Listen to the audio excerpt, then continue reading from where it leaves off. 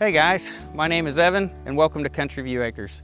So today I'm going to be raking our hay field out here, and this is our third and final cutting this year. And I'm using an old bar rake back here to be able to rake the hay up into windrows so it's easily picked up by the hay baler and turned into hay bales.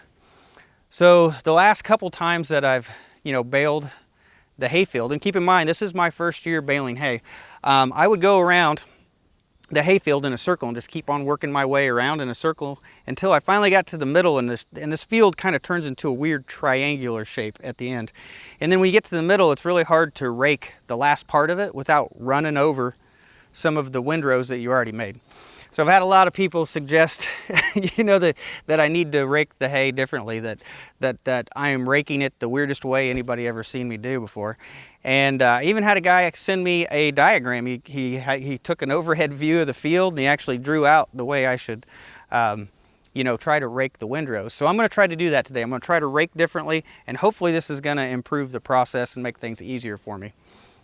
So to start off, I'm going to work on the outside of the field. I'm going to probably do about 3 passes, and I'm going to pile that up into one big windrow kind of to the outside of the field. And I'm hoping that gives me enough clear space that I can turn the tractor around and not get into that windrow. And then what I'm going to do is I'm going to go down the field, and then when I come back, I'm going to come back down the middle of the field. I'm going to break the field into 2 pieces, and then just kind of keep on working my way back down the left side of the field and then down the right side of the field, and just keep working the 2 halves of the field until finally the whole field should hopefully be raked into windrows, and they'll be all nice straight up and down rows. We'll just have to wait and see if it turns out that way, but that is the plan for today. And so anyway, let's go ahead and get the hay rake all set up and get raking. So this new idea hay rake is belt driven, and you got to tighten up the belt back here. And one thing I did have this come loose, and there's actually a bolt. I don't know if that's even factory, but there's a bolt back here, and you can tighten this down, and that'll keep this belt from working its way loose.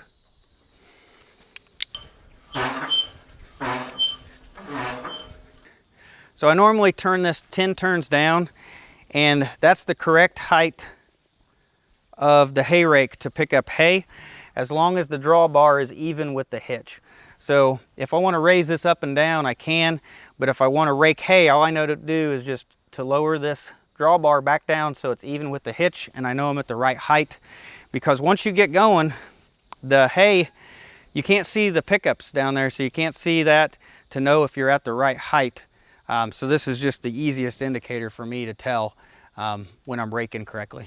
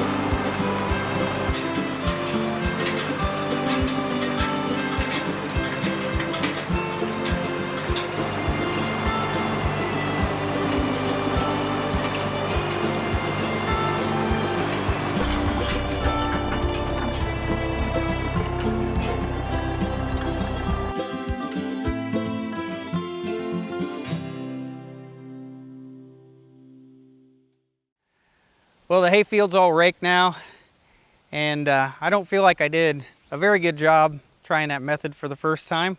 That first row I did down the middle here, I didn't get that perfectly parallel to one side or the other. So I ended up with basically 2 triangles on each side. And they were uneven triangles. So it really wasn't working out real well. And the other thing I was having trouble with is I didn't leave myself enough room on the outside. I should have done probably like a couple more passes on the outside, because each one of my windrows has like a little tail, a little curve on the end, because I was still making the windrow when I needed to turn around. So definitely didn't give myself enough space on the outside. And then after I was about halfway through, I decided the windrows weren't very big and I needed to double them up. So then I ended up going back over everything that I had done and doubling them up. And if I would have just doubled the windrows at the beginning, I would have saved myself a lot more driving time on the tractor for sure. So I mean, I do have nice rows right now, and it should be easy to go over with the hay baler. I just think that I'm gonna have to kind of tweak this a little bit and get used to doing it this way and see how I do next year. But yeah, I mean, I think in the end I've got a good raked field and it's ready to be baled. So the hay looks really nice, actually. I don't know if you guys can see that, but it's got a lot of color on it. You know, the alfalfa's got the leaves on it. I mean, this stuff looks really good. Pretty happy with the way this has turned out so far. Probably looks like some of the best hay I've had so far, for sure. Well, since this is the last cutting of hay, might as well make sure everything's cleaned up when I'm done with it this time. And I can make sure this hay doesn't go to waste too. Throw it on one of these windrows. So the last time I cut hay, a lot of people didn't like that the hood was off of the tractor. Of course, I had just taken it off so I could replace the belts. Now the problem was I needed the hardware to put it back on. See, it's got these little rectangular holes here, and I think it needs like a clip-on nut or some kind of a nut that snaps in there. And I bought some that I thought might work, and they didn't. But that's what I'm looking for. That doesn't seem to show up in the parts manual for the tractor on what's supposed to go in there. All I know is it's supposed to be a 1/4-20 screw is what goes in there, and I need to find the nut that fits onto the tractor itself, and then maybe I can get the hood back onto it and it won't look so bad. Now, I did end up buying a new battery for this the other day. If you watched one of my recent videos, you saw that this didn't want to start and I had to jump start it, and it's needed a battery. In fact, the last time I cut hay, I had to jump start it, so it's been needing a battery for a while. I finally put one in there. So now that we got this all raked, I can see the field and how well it's cut, and definitely, you know, there's some patches where the sickle bar mower clogged up on me and stuff like that, but overall, the field is cut pretty good. So I'm pretty happy with the way the sickle bar mower did cut the field this time.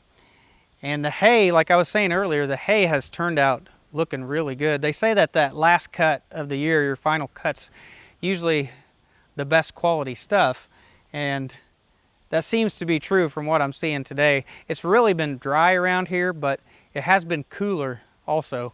So I think that cooler weather has kind of helped a little bit. It's probably at least 15 degrees cooler than it was when we had our last cutting of hay. So that may have helped with the quality a little bit.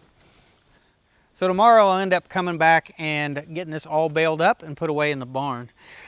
So if you guys like these videos, just continue to follow along as we, continue to try to make our own hay and raise our own livestock, try to be more self-sufficient and live the country life. So thanks for watching, guys. I'll see you in the next one.